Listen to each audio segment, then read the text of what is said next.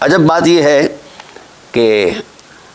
عام آدمی بدعہدی کرے تو ہمارے مولانا صاحبان فتویٰ لے آتے ہیں کہ جناب اس کی پشت پر قیامت کے دن جھنڈا لگے گا، لیکن جنہوں نے صفین کے میدان سے ہی بدعہدی شروع کر دی ہے، واقعہ تحکیم ہر ایک کے سامنے ہے کہ جب یہ طے ہوا تھا کہ دونوں طبقات کو یعنی دونوں رہنماؤں کو ہٹا دیا جائے تو پھر تیسرا مشترکہ فیصلہ ہو، تو پھر جو فریق اول تھا یعنی عمر بن عاص نے بدعہدی کی، تو جب حضرت علی کرم اللہ وجہ الکریم کو حسب پروگرام معزول کر دیا گیا، اب معاویہ کو بھی معزول کرنا تھا، تو پھر وہاں وہ عمر بن عاص جو ہے یا بنو امیہ جو ہیں انہوں نے یہ چلاکی کھیلی، اور اس چلاکی کے اندر آ کر جناب والا انہوں نے کہا جی اب وہ معزول ہو گئے، ہم اپنے خلیفے کو برقرار رکھتے ہیں۔ پہلی بات تو یہ کہ وہ خلیفہ تھا ہی نہیں، اس کے اندر خلافت کی اہلیت ہی نہیں تھی، نہ علمی بصیرت نہ اخلاقی حرمت، کوئی ایسی چیز نہیں تھی جو معیارات پہلے خلفاء کے اندر تھے، اس کے اندر تو کوئی ایسی چیز ہی نہیں تھی۔ تاہم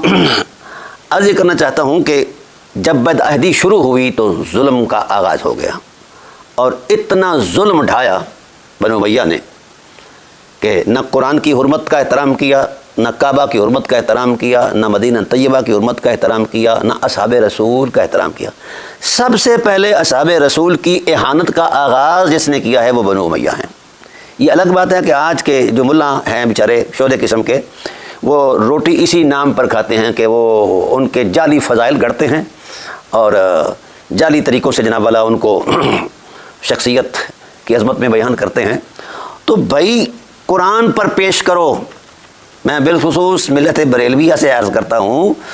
کہ معاویہ کے رویوں کو قرآنی آیات کے آئینی حدود و قیود کی حرمت میں پیش کرو۔ اگر وہ پورا اترتا ہے تو سبحان اللہ ہم سلام نیاز پیش کریں گے، اگر وہ پورا اترتا نہیں ہے تو پھر اس کے عرس منانا جو ہے یہ عرسوں کی توہین ہے۔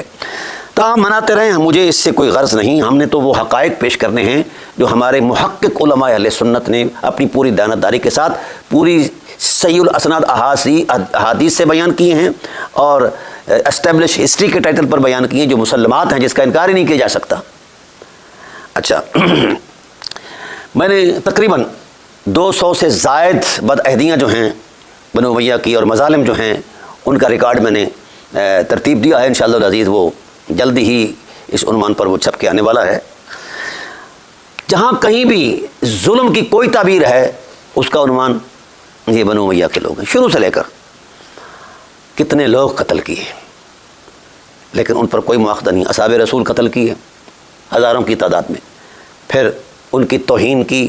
پھر اہل بیت قتل کیے، ان کی توہین کی، اہل بیت سے محبت کرنے والے قتل کیے گئے،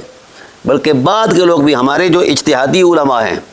ان کو بھی جو قتل کیا گیا ہے، سزا دی گئی ہے، وہ اہل بیت کی محبت کی روشنی میں دی گئی ہے، وجہ سے دی گئی ہے کہ یہ اہل بیت سے محبت کرتے ہیں۔ امام ابو حنیفہ علیہ رحمہ خود شہید محبت اہل بیت نبوت ہیں،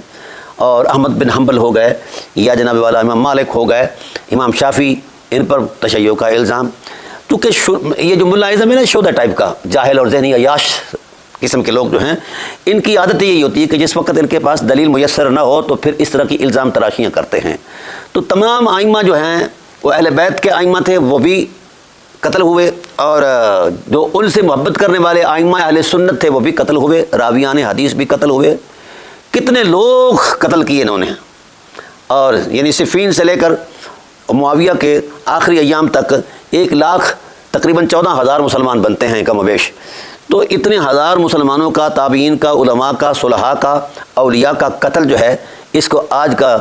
ملا جو ہے خاص کر بریلوی ملا وہ ہضم کر کے بیٹھ گیا ہے، اس کو ثواب کا درجہ دے رہا ہے، لا حول ولا قوت الا باللہ، اور جعلی روایتوں کے ساتھ وہ شریعت کا مذاق اڑاتے ہوئے اس قتل پر بھی قاتل کو صاحب فضیلت کہہ رہا ہے۔ اس سے بڑا اور کیا مذاق ہو سکتا ہے، اس سے بڑی اور کیا بددیانتی ہو سکتی ہے۔